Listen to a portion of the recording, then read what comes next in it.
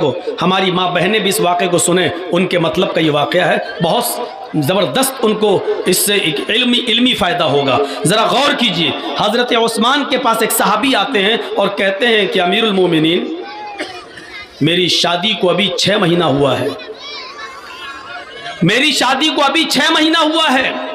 آپ لوگ بیٹھ جائیے، آج تو اتنی بھیڑ بھی نہیں ہے کہ آپ لوگ کھڑے ہو کے دوسروں کو ڈسٹرب کر رہے ہیں، پیچھے سے آوازیں آ رہی ہیں، بیٹھ جائیے۔ جہاں 40 50 60 ہزار ہوں تو وہاں کنٹرول سے باہر ہوتے ہیں، آپ تو اتنے ہیں بھی نہیں، بیٹھ جائیے۔ اے امیر المومنین سنیے ذرا اس واقعے کو، میری شادی کو ابھی 6 ہی مہینہ ہوا ہے اور میری بیوی نے 6 مہینے کے بعد ایک بچے کو پیدا کیا ہے۔ سمجھدار لوگ ہیں آپ، اچھی طریقے سے سمجھ رہے ہوں گے اس صحابی کے پوچھنے کا مقصد کیا ہے۔ امیر المومنین کیا کوئی عورت شادی کے 6 مہینے کے بعد ہی بچہ پیدا کر سکتی ہے؟ اور اگر میرے گھر میں شادی کے 6 مہینے کے بعد بچہ پیدا ہو گیا تو میں اس بچے کو اپنا بچہ مانوں یا نہ مانوں؟ یہ 2 الگ الگ سوال ہیں۔ کیا عورت شادی کے 6 مہینے کے بعد بچہ پیدا کر سکتی ہے؟ حضرت عثمان غنی نے فرمایا بالکل نہیں۔ کہا امیر المومنین لیکن میرے گھر میں شادی کے 6 مہینے کے بعد بچہ پیدا ہوا ہے، اس بچے کو میں کیا درجہ دوں، اپنا بچہ یا وہ ناجائز بچہ؟ تو حضرت عثمان غنی کیا کہتے ہیں؟ وہ بچہ ناجائز ہے، غلط ہے، اس لیے کہ شادی کے 9 مہینے کے بعد بچہ پیدا ہونا چاہیے کم سے کم۔ پیٹ میں اس کی 9 مہینے کا بچہ، 6 مہینے کا بچہ کیسے پیدا ہو سکتا ہے؟ یہ تو غلط ہے۔ اتفاق دیکھیے، حافظ احمد ابن حجر الاسقلانی رحمت اللہ علیہ لکھتے ہیں کہ یہ جمعرات کا دن تھا، فتح الباری میں یہ جمعرات کا دن تھا، اور اس آدمی نے یہ سوال کیا، حضرت عثمان غنی نے کہا نہیں تمہاری بیوی بدچلن ہے، اس کا مطلب یہ کہ شادی سے پہلے اس نے کہیں ناجائز تعلق قائم کیا تھا۔ اور صبح ہوتے ہوئے جب جمعہ کا دن آیا تو جمعہ کے دن حضرت عثمان غنی نے خطبہ دیا جمعہ کا، اور اس خطبے کے اندر اس صحابی کو جو سامنے بیٹھے تھے فرمایا کہ تمہاری بیوی بدچلن ہے، اور اگلے جمعے کو، نیکسٹ آنے والے جمعے کو تمہاری بیوی کو پتھروں سے مار مار کے سنسار کیا جائے گا۔ زناکار عورت کو سینے کے برابر گاڑ کر زمین پر پتھروں سے مار مار کے اس کو ختم کر دیا جائے گا، کیونکہ تمہاری بیوی نے 6 مہینے کے بعد 6 مہینے کے اندر بچہ پیدا کیا ہے۔ حضرت عثمان غنی رضی اللہ تعالیٰ عنہ جب ممبر سے اترتے ہیں اور نماز ادا کرتے ہیں، نماز جمعہ پڑھاتے ہیں، اسی مسجد کے اندر حضرت علی بھی موجود ہیں۔ اب دیکھیے اختلاف، 2 صحابی کا اختلاف۔ حضرت علی رضی اللہ تعالیٰ عنہ اٹھتے ہیں اور سیدھے مصلی پر آتے ہیں اور کہتے ہیں لوگوں، امیر المومنین عثمان غنی کے پیچھے نماز پڑھنے والوں، ان کا خطبہ سننے والوں، تھوڑی دیر بیٹھے رہنا، جہاں تک حضرت عثمان غنی کا معاملہ ہے انہوں نے ایک غلط مسئلہ بیان کر دیا ہے، ایک مسئلے کو انہوں نے غلط طریقے سے بیان کر دیا ہے، یا تو ان کو پتہ نہیں تھا، لہٰذا ہم چاہتے ہیں کہ امیر المومنین سے کچھ اس سلسلے میں ڈسکس ہو جائے، تم بھی یہاں بیٹھو۔ سب لوگ بیٹھ گئے۔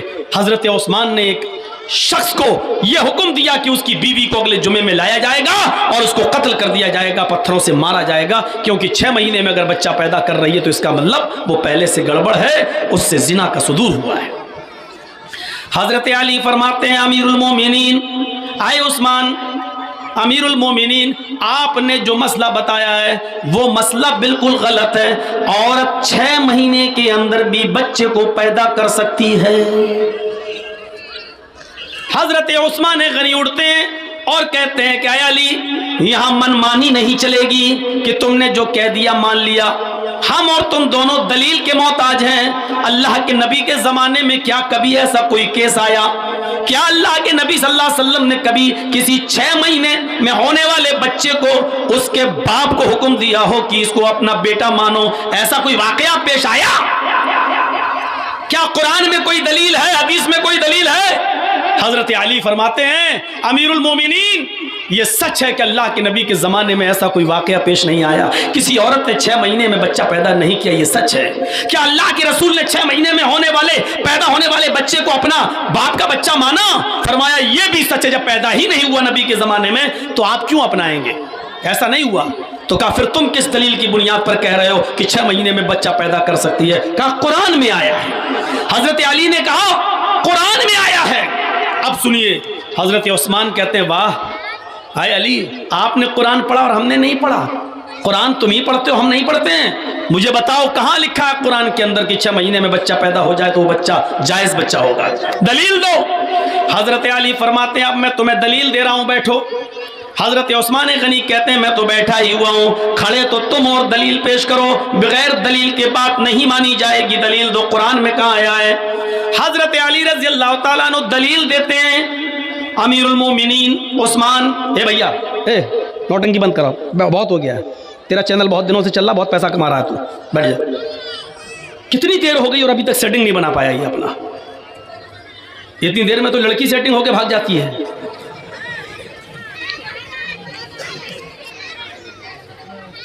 حضرت علی دلیل دے رہے ہیں، امیر المومنین سنیے، والوالدات یرضعن اولادهن حولین کاملین، دلیل پر ذرا نظر ڈالی، حضرت علی نے کیا دلیل دی؟ امیر المومنین قرآن کہہ رہا ہے کہ ماں اپنے بچے کو دودھ پلائیں 2 سال، حولین کاملین، مکمل 2 سال تک دودھ پلائیں۔ مائیں جب ان کے پیٹ سے بچہ پیدا ہو تو وہ اپنے بچے کو کتنا دودھ پلائیں؟ حولین کاملین، مکمل 2 سال تک وہ اپنے بچے کو دودھ پلائیں، یعنی 2 سال کمپلیٹ دودھ پلا سکتی ہیں، 2 سال سے 1 دن زیادہ نہیں، 1 دن کم نہیں، 2 سال تک وہ دودھ پلا سکتی ہیں، 2 سال سے زیادہ نہیں، 2 سال سے پہلے تو چھڑا سکتی ہیں دودھ، لیکن 2 سال سے 1 بھی دن زیادہ نہیں پلا سکتی ہیں۔ حضرت عثمان ہنستے ہیں، کہتے ہیں علی کیا مجھے بے وقوف سمجھ رکھا ہے؟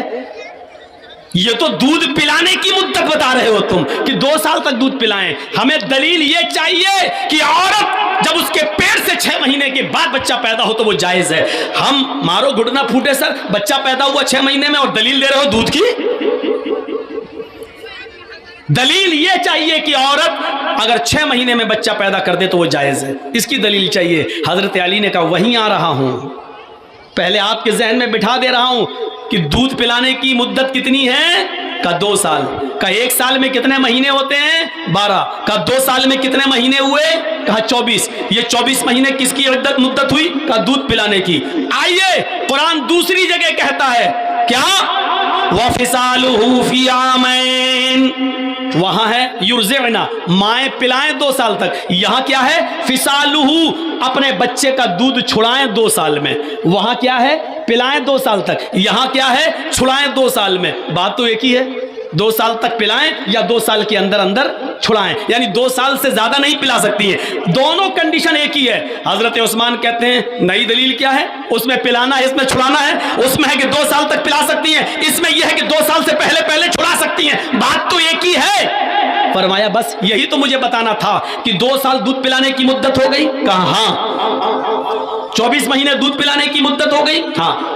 تو اب سنیے تیسری دلیل، حضرت علی فرماتے ہیں کہ اللہ تعالیٰ قرآن کے اندر فرماتا ہے، تیسری دلیل، وَحَمْلُهُ وَفِصَالُهُ 30 شَهْرًا، یہاں حمل بھی آ رہا ہے اور فصال دودھ چھڑانا بھی آ رہا ہے، یہ دونوں چیزیں قرآن کی آیت میں موجود ہیں۔ وَحَمْلُهُ وَفِصَالُهُ 30 شَهْرًا، عورت کے حمل کی مدت اور دودھ چھڑانے کی یعنی بچے کے دودھ چھڑانے کی مدت 30 مہینے ہے، 30 شَهْرًا، 30 مہینے، 30 مہینے ہے، دونوں کو ملایا، دودھ حمل کی بھی اور دودھ چھڑانے کی بھی، کتنی مدت ہے؟ دونوں کو ملایا تو 30 مہینے۔ کہا امیر المومنین یہ 30 مہینے حمل اور دودھ پلانے دونوں کو جوڑ کر 30 مہینے ہے، اور دودھ پلانے کی مدت کتنی ہے؟ اب الگ کر دیجئے، دودھ پلانے کی مدت قرآن نے کتنی بتائی ہے؟ حولین کاملین، 30 مہینے میں سے 2 سال آپ الگ کر دیجئے، 30 مہینے میں سے 24 مہینے آپ الگ کر دیجئے، اس کو مائنس کر دیجئے، کتنے بچتے ہیں؟ 30 مہینے میں 2 سال یعنی 24 مہینے تو دودھ پلانے کی مدت ہو گئی، اب جو مدت بچی وہ حمل کی مدت ہے، بتائیے وہ کتنے بچے؟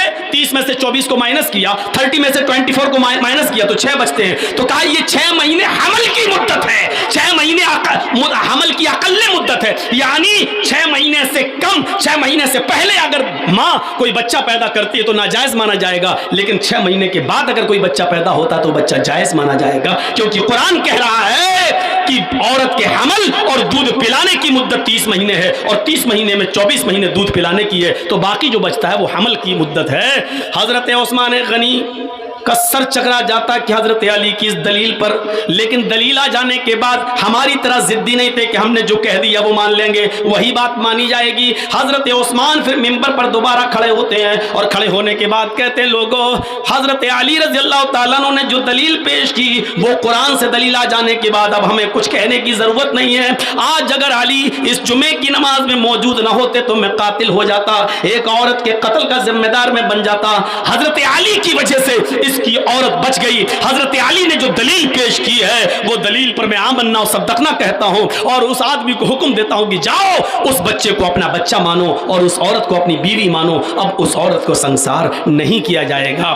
دو لوگوں میں اختلاف ہو سکتا ہے لیکن دلیل آ جانے کے بعد پھر اختلاف کو ختم کر دینا چاہیے، جیسا حضرت عثمان غنی نے اپنی بات واپس لے لی۔ تو میں یہی کہنا چاہتا ہوں کہ یا ایھا الذین آمنوا ادخلوا فی السلم کافہ، اے ایمانوں والو تم اسلام کے اندر پورے کے پورے داخل ہو جاؤ، اور پورے کے پورے ہم داخل تبھی ہو پائیں گے میرے بھائیوں جب ہم اسلام کی ہر چھوٹی اور بڑی چیز کو دل و جان سے اس پر ہم عمل کریں گے۔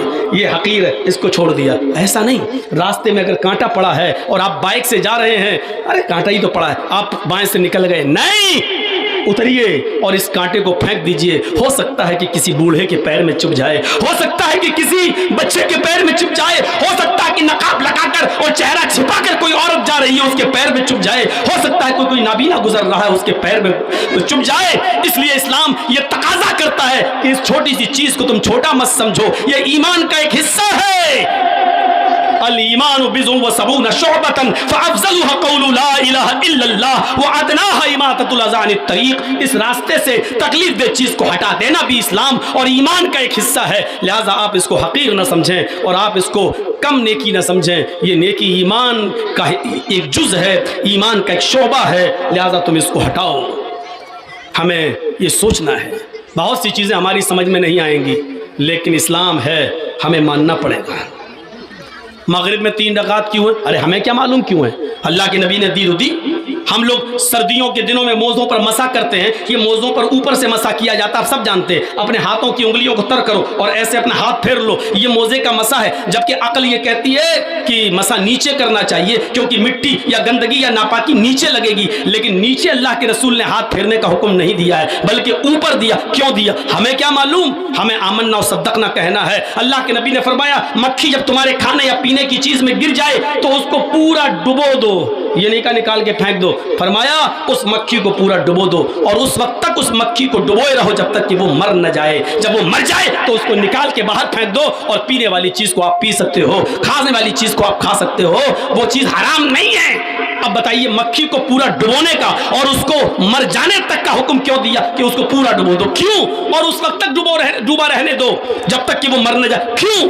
ہاں عقل میں نہیں آ رہا، وہ تو آج میڈیکل سائنس کہتی ہے کہ اس کے ایک پر میں بیماری ہوتی ہے تو دوسرے پر میں شفا ہوتی ہے۔ مکھی جب کھانے اور پینے کی چیز میں گرتی ہے تو پہلے بیماری والا پر ڈالتی ہے، اس بیماری سے وہ کھانا یا وہ پانی پینے کی چیز اس پر کی بیماری اس میں مل گئی، لیکن دوسرے پر میں اس کی شفا ہے، جب تم اس کو ڈبو دو گے تو اس کی شفا اس بیماری کو کاٹ دے گی، اس دوسرے پر میں جو صحت ہے، جو تندرستی ہے، جو شفا ہے، وہ شفا اس بیماری کے اثر کو ختم کر دے گی۔ یہ آج کی میڈیکل سائنس کہتی ہے، اس زمانے میں سمجھ میں نہیں آتا تھا۔ آج کے ڈاکٹرز کی ریسرچ، آج کے ڈاکٹر کی تحقیق یہ کہہ رہی ہے کہ اس کو پورا ڈبو ہی دینا چاہیے کیونکہ اس کے دوسرے پر میں شفا ہوتی ہے۔ میرے بھائیوں، اللہ کے نبی نے کہہ دیا، ہمیں ماننا ہے، ہمیں اس پر عمل کرنا ہے، ہماری عقل میں آئے یا نہ آئے۔ سب سے 5 وقت کی نماز میں سب سے زیادہ مشکل نماز کون سی ہے؟ فجر کی۔ آدمی فجر میں جلدی نہیں اٹھ پاتا ہے، لیکن آپ دیکھ لیجیے جو سب سے زیادہ مشکل نماز ہے اس کی تعداد 10 12 15 ہونی چاہیے تھی، لیکن 2 ہی ہے۔ آپ دیکھ رہے ہیں، عقل دیکھیے، عقل کام نہیں کر رہی ہے۔ جب سردی سے اٹھا ہی رہا ہے اللہ تعالیٰ اور نبی اکرم سردی سے اٹھا رہے ہیں، نیند کی قربانی، تو زیادہ نمازیں ہونی چاہیے کیونکہ وہ نماز، لیکن وہاں صرف 2 ہی فرض ہے۔ اور ظہر میں جب آدمی پوری نیند پوری کر سکتا ہے وہاں کم نماز ہونی چاہیے۔ آدمی تھکا ہوا آ رہا، محنت مزدوری کر کے آ رہا ہے تو وہاں 2 ہونی چاہیے، وہاں 4 ہے۔ ظہر کی نماز کے بعد آدمی اکثر عرب میں قیلولے کا رواج تھا، سوتے تھے، عصر میں اٹھنا مشکل تھا، اس لیے عصر میں 4، مغرب کی نماز تک آدمی کام کر کے اپنے گھر آ جاتا تھا، تھکا ہوا تھا، اب وہ 4 بھی پڑھ سکتا تھا، 6 بھی پڑھ سکتا تھا، کیونکہ کوئی کام نہیں ہے، لیکن 3 ہی رکھا ہے، عشاء میں سونے کے لیے جا رہا ہے، جلدی ہے تو وہاں 2 ہونی چاہیے لیکن 4 رکھ دی۔ ہماری عقل کام نہیں کر رہی ہے، لیکن ہمیں ماننا ہے، کیوں؟ محمد رسول اللہ صلی اللہ علیہ وسلم نے یہ قانون متعین کیا ہے، ہمیں فالو کرنا ہے، ہمیں اس کو ماننا ہے، ہماری عقل گوارا کرے یا نہ کرے۔ اچھا ایک بات بتائیے، قتل بڑا گناہ ہے یا زنا بڑا گناہ ہے؟ قتل بڑا گناہ ہے یا زنا؟ تو آپ بھی کہیں گے قتل بڑا گناہ ہے، کسی کی جان جا رہی ہے۔ زنا بڑا گناہ ہے لیکن کسی کی جان تو نہیں جا رہی ہے، قتل بڑا گناہ ہے۔ زنا قتل سے بڑا گناہ نہیں ہے، قتل کے بعد ہے، قتل کے بعد ہے۔ سب سے بڑا گناہ شرک، شرک کے بعد قتل، قتل کے بعد زنا، قتل سے چھوٹا ہے زنا۔ لیکن زنا کے لیے کتنے گواہ چاہیے؟ 4۔ اگر آپ نے کسی لڑکے یا لڑکی پر زنا کا الزام لگایا ہے تو کتنے گواہ مانگے گئے؟ 4۔ اگر 4 گواہ تم نہیں لا سکے تو الٹا 80 کوڑے کھاؤ۔ چلو تمہارے پاس 1 گواہ ہے، اس نے اپنی آنکھوں سے دیکھا کہ تم نے غلط کام کیا ہے کسی لڑکی کے ساتھ، لڑکا لڑکی دونوں منع کر رہے ہیں کہ ہم نے نہیں کیا، لیکن تم نے بھی دیکھا، تمہارے پاس 1 گواہ بھی موجود ہے اور اس نے کہا کہ میں نے اپنی آنکھوں سے دیکھا، پھر بھی دونوں گواہوں کی بات نہیں مانی جائے گی، چاہے سچ ہی کیوں نہ ہو، پھر بھی نہیں مانی جائے گی، بلکہ الزام اور ان دونوں کو کھڑا کر کے دونوں کو 80 کوڑے اور مارے جائیں گے۔ دیکھ رہے ہیں آپ، جب تک 4 گواہ نہیں ہیں تب تک آپ کسی مرد کسی عورت پر زنا کی تہمت نہیں لگا سکتے، چاہے انہوں نے جرم کیا ہی کیوں نہ ہو، چاہے تم سچ ہی کیوں نہیں بول رہے ہو، لیکن 4 گواہ نہیں ہیں تو آپ کسی کو سزا نہیں دلوا سکتے۔ جبکہ زنا قتل سے چھوٹا گناہ ہے، اس کے لیے 4 گواہ چاہیے، لیکن قتل کے لیے کتنے؟ آپ نے کسی آدمی کو قتل کرتے ہوئے دیکھا کسی انسان کا، تو اس میں صرف 2 گواہ چاہیے۔ اس میں صرف کتنے گواہ چاہیے؟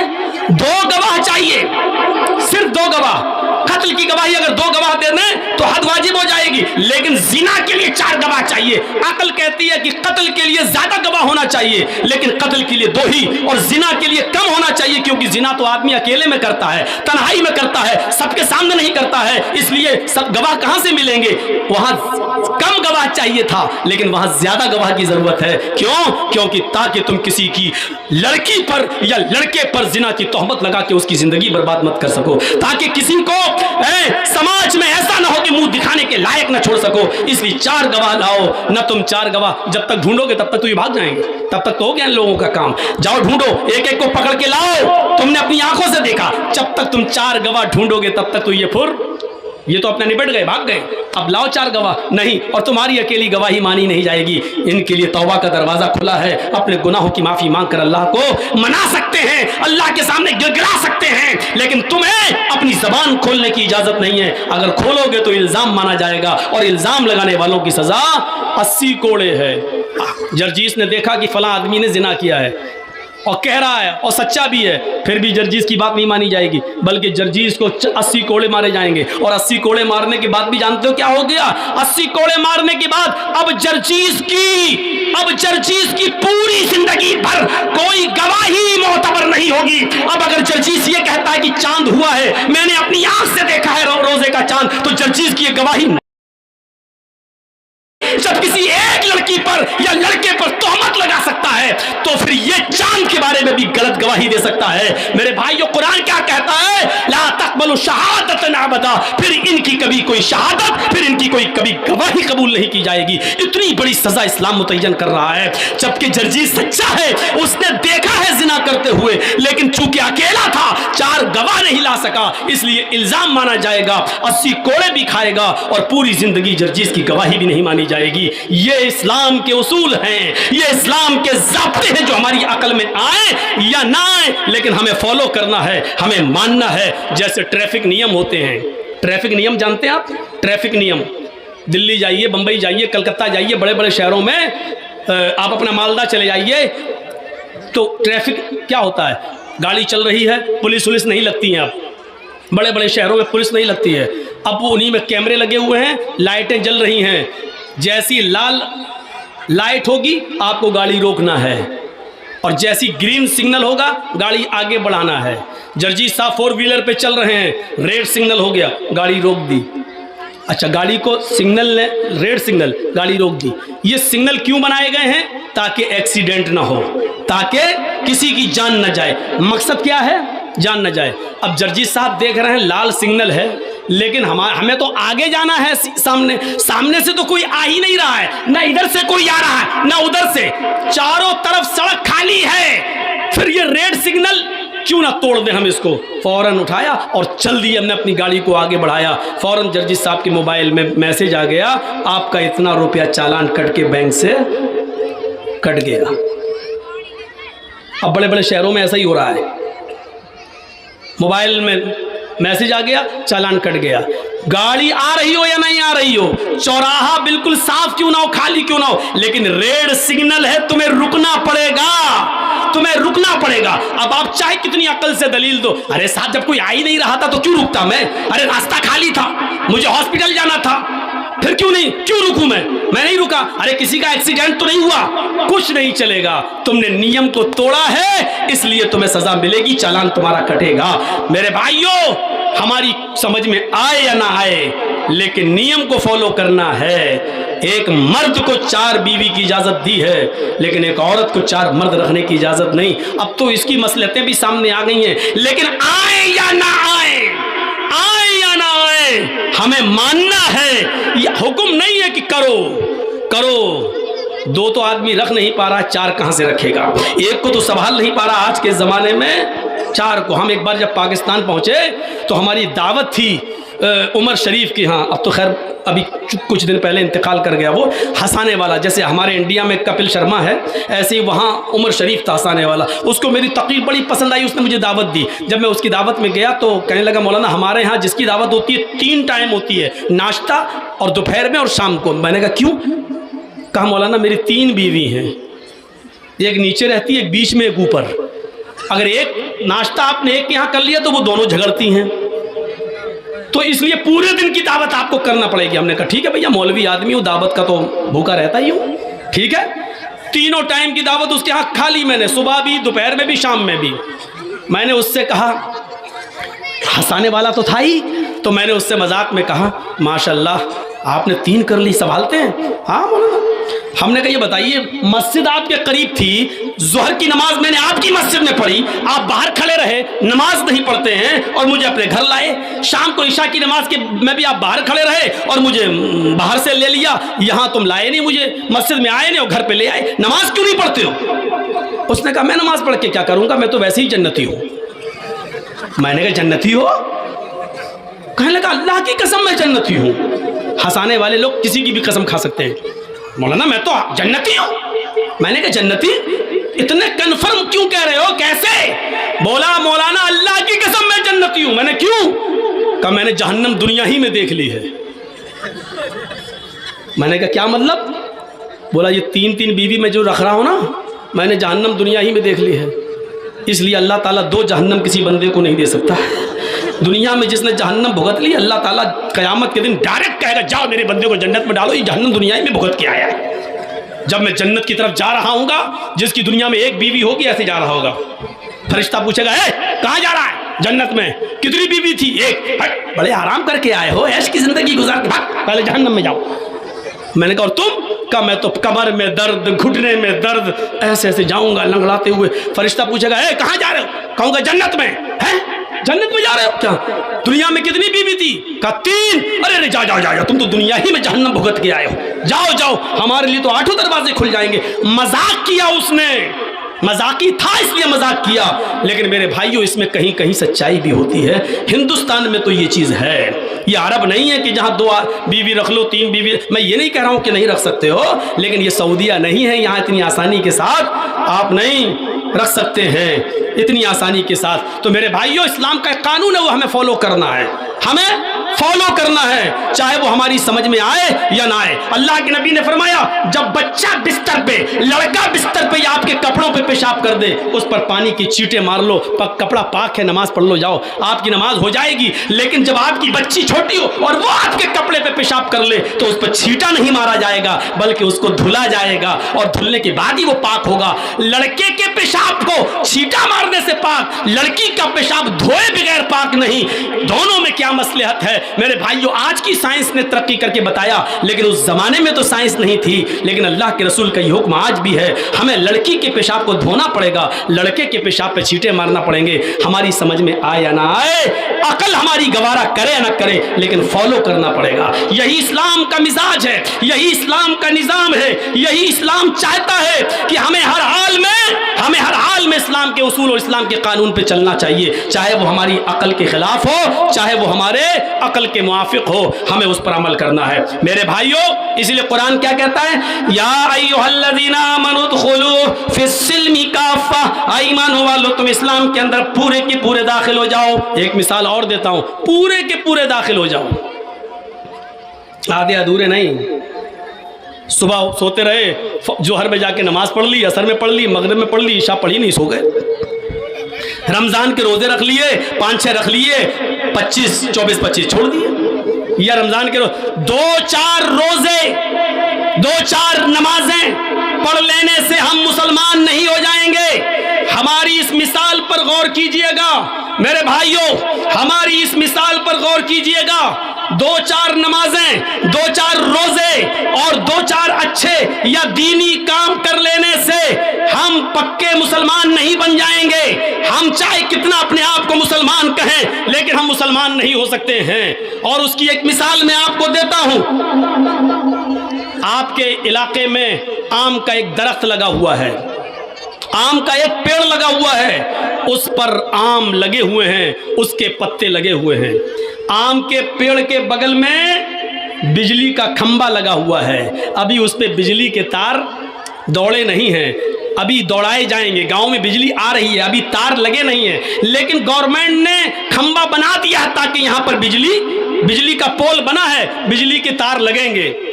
اب یہ بتائیے، آندھی آتی ہے، اس مثال پر غور کر لیجئے، ایک آندھی آتی ہے، آندھی، اور جیسی آندھی آئی، ہلکی سی ہوا چلی، 5-6-10 پتے ٹوٹ گئے، 5-6-10 پتے آم کے پیڑ سے ٹوٹے اور وہ بجلی کے کھمبے پر چپک گئے۔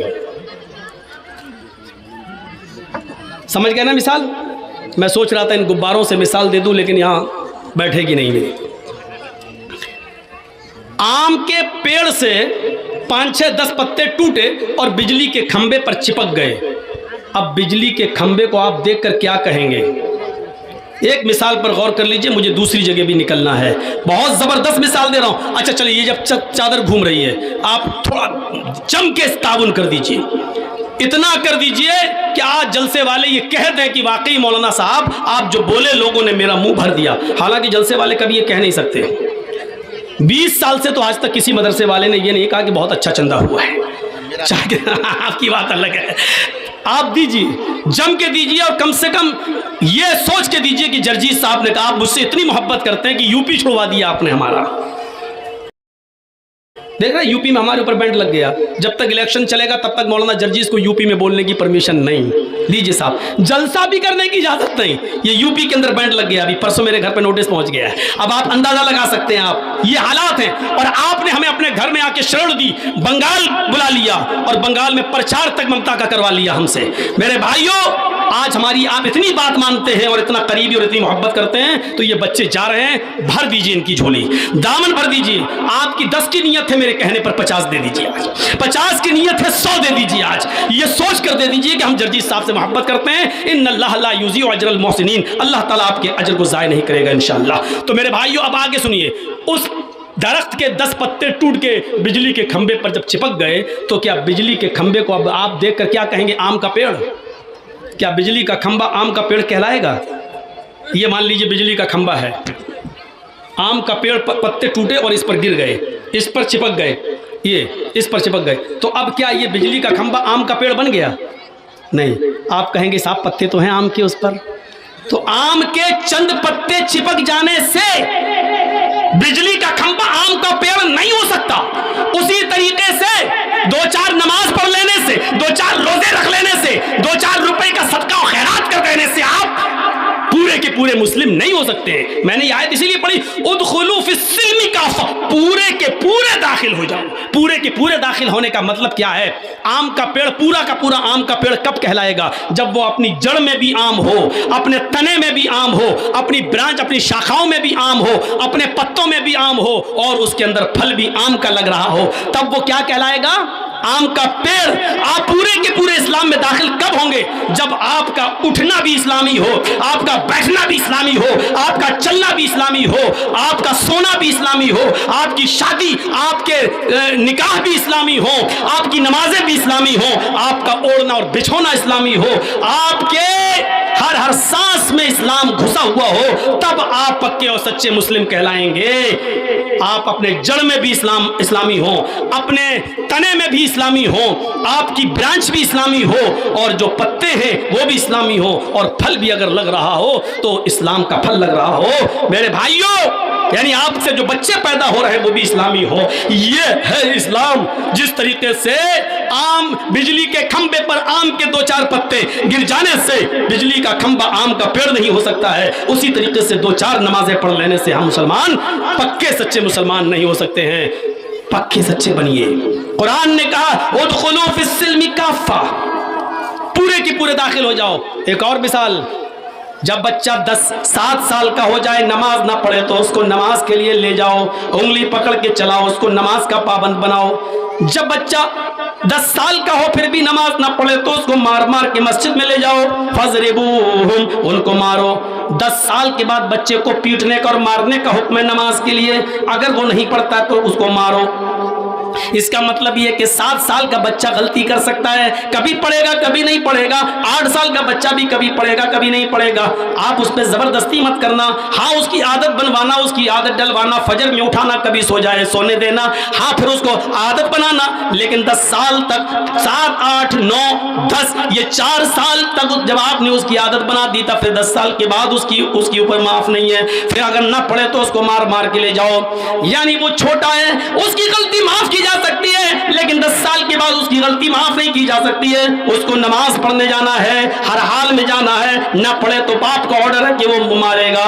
میرے بھائیوں, اسلام لانے سے پہلے ہم نے جو گناہ کیے ہیں وہ معاف ہیں. اسلام لانے کے بعد اب آپ کو سوچ سمجھ کر کوئی قدم اٹھانا ہے. اب آپ کا ہنسنا بھی اسلامی ہونا چاہیے, رونا بھی اسلامی ہونا چاہیے. آپ جو اپنی زبان سے بول رہے ہیں, ماں کی گالی ہو, بہن کی گالی ہو, یا بیٹی کی گالی ہو, یا جھوٹ ہو, یا جو چیز بھی ہو, یا ہم سبحان اللہ الحمدللہ کا وظیفہ ہی کیوں نہ کر رہے ہوں, اتنا یاد رکھیے گا آپ اپنی زبان سے جو بول رہے ہیں وہ اس ہوا میں نہیں اڑ رہی ہیں.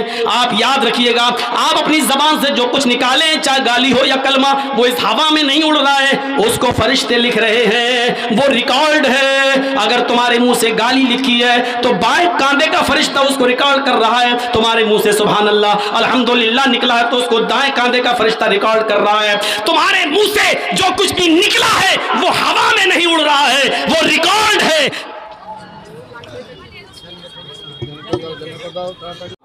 تو وہ ریکارڈ ہے. یہ مت سوچئے گا کہ وہ ہوا میں اڑ رہی ہے, بس نکلی منہ سے ختم. نہیں, وہ ریکارڈ ہے. اور قیامت کے دن, جیسے آج 10 سال پہلے ہم کیا بولے, آج جرجی صاحب جھٹلا رہے, نہیں ہم نے وہ سب نہیں بولا تھا, آپ جھوٹ بول رہے ہیں. آپ نے 10 سال کی تقریر ہمیں موبائل پہ سنا دی. دیکھیے, جیسے آپ ریکارڈ کر لیتے ہیں ایسی اللہ کے پاس ریکارڈ تیار ہے ہمارا.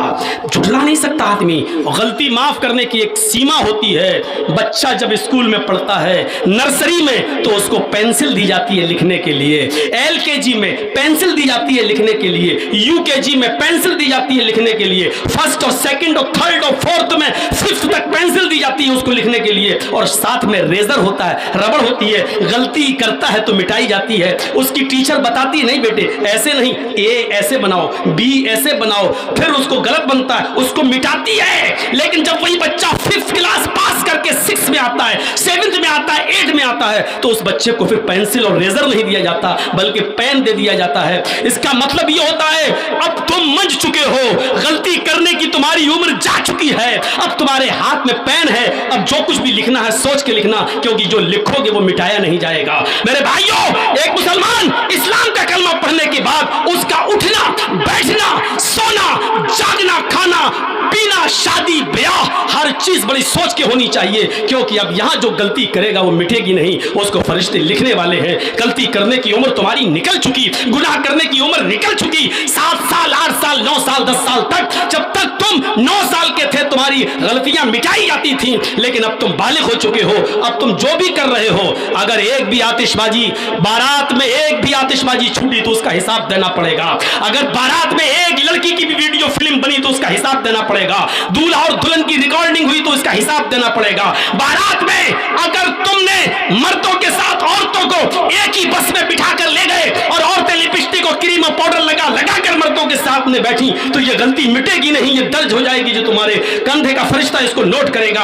और याद रखिएगा कि पूरी शादी की जो वीडियो रिकॉर्डिंग दूल्हा और दुल्हन की हो रही है, ये तुमसे सवाल होगा, पूछा जाएगा। ये गलती जो तुम कर रहे हो सोच समझ के कीजिएगा, क्योंकि जो कर रहे हो मिटने वाली नहीं है। हमें और आपको इस्लाम लाने के बाद हर कदम बड़े सोच और समझ के करना है। हजरत अबू बकर को एक बार हजरत उमर ने देखा कि वो अपनी जबान पकड़े हैं, ऐसे जबान पकड़े हैं और कान से मिसवाक निकाल कर उस जबान को मार रहे हैं ऐसे। हजरत उमर ने कहा ये क्या हो गया है, आप पागल हो गए हैं क्या, आपका दिमाग खराब हो गया है, जबान निकाल कर मिसवाक से मार रहे हैं। हजरत अबू बकर कहते हैं नहीं, मैं इस जबान को सजा दे रहा हूं। मैंने अल्लाह के रसूल से सुना है इस जबान की वजह से बहुत से लोग जहन्नम के अंदर दाखिल हो जाते हैं, इस जबान का एहतियात नहीं बरतते इसलिए जहन्नम में दाखिल कर दिए जाते हैं। इसलिए मैं इसको आज सजा दे रहा हूं ताकि इसके मुंह से जब भी जो चीज निकले वो सही निकले, गलत नहीं निकले। ये हजरत अबू बकर सिद्दीक का हाल है, जो जबान पर अपनी मिसवाक से उसको चोटे दे रहे हैं, एहसास दिला रहे हैं कि तेरे मुंह से कोई चीज गलत नहीं निकलनी चाहिए। अल्लाह के नबी ने फरमाया था मैं यज़मली, जो मुझे 2 चीजों की जमानत दे दे, 2 चीजों की जमानत दे दे, हम उसको अज़मन लहुल जन्नह, हम उसको जन्नत की जमानत देते हैं। और 2 चीजों में आपने क्या फरमाया, अल-फमू, पहली चीज जबान और दूसरी चीज शर्मगाह, वल फर्ज, अल फमू वल फर्ज, 2 चीजों की जमानत तुम मुझे दे दो, मैं तुम्हें जन्नत की जमानत देता हूं। तुम अपनी जबान का सही इस्तेमाल करो और अपनी शर्मगाह का सही इस्तेमाल करो तो हम तुम्हें जन्नत की जमानत देते हैं। यही इस्लाम है मेरे भाइयों, और इस्लाम के अंदर पूरे के पूरे हमें और आपको दाखिल हो जाना चाहिए। हमें निकलना है दूसरी जगह भी। अल्लाह से हम दुआ करते हैं कि बार अल्लाह हमारी खताओं को माफ फरमा दे, हमारे गुनाहों को बख्श दे, हम जमीया मुसलमानों पर रहम फरमा। बार अल्लाह जिस मकसद से ये चंदा ये जलसा किया गया उस मकसद में कामयाबी अता फरमा। अल्लाह ये मदद इदारा जो यहाँ कायम किया गया है, इस इदारे को दिन दूनी और रात चौगनी तरक्की अता फरमा, और यहाँ से दीन की तालीम की इशाअत हो और दीन की तालीम हर घर पहुंचे। अल्लाह इन लोगों से दीन की जो खिदमत ले रहा है इसको कबूल भी फरमा ले। जब तक तो हमें जिंदा रख, इस्लाम पर जिंदा रखना, और जब हमारा खात्मा हो तो ईमान पर हमारा खात्मा फरमाना। वमा अलैना इल्लल बलागुल मुबीन व आखिरु दअवाना अनिल हम्दुलिल्लाहि रब्बिल आलमीन। अस्सलामु अलैकुम व रहमतुल्लाहि।